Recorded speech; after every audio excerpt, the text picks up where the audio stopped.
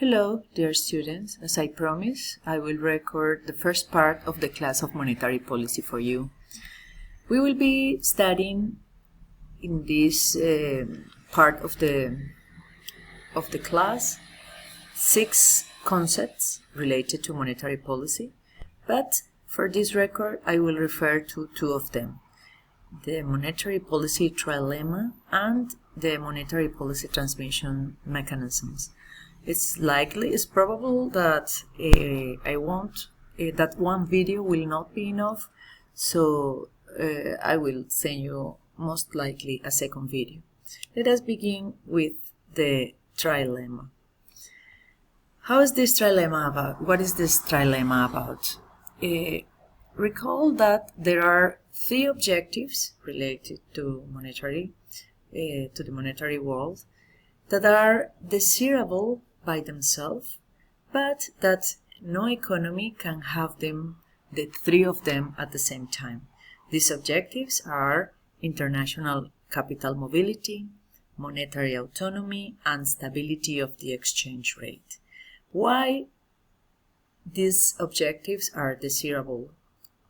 First, the international capital mobility is desirable because when international mobility is free in a country, then capital can move from one place to another, and then investors can obtain a higher return on capital.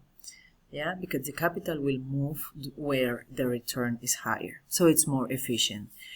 The monetary autonomy means that countries earn specifically the monetary authority.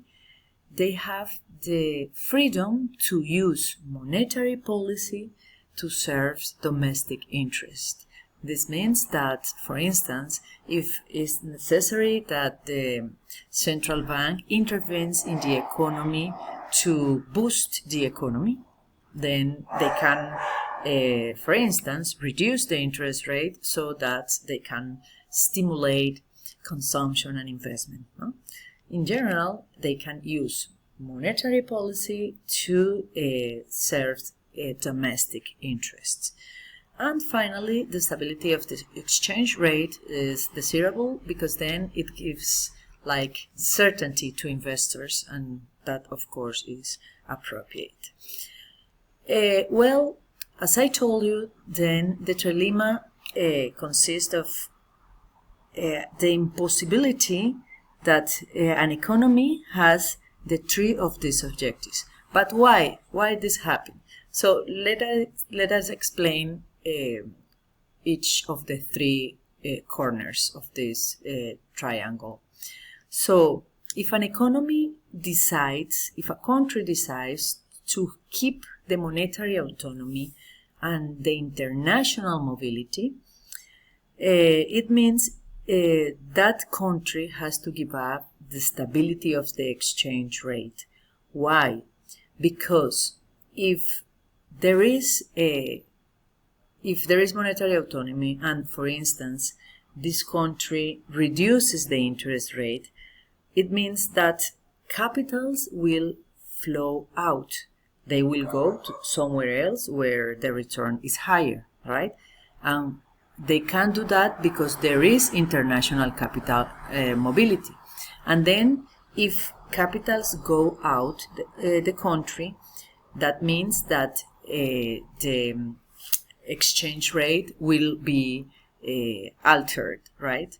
Specifically, when capitals flow out, the money will depreciate, yeah, the money in that country, which means the exchange rate will devaluate, okay? So there can't be stability of the exchange rate if we have monetary autonomy and international capital mobility. Or, for instance, if the country needs to reduce inflation, let's say, and then the central bank decides for that to increase the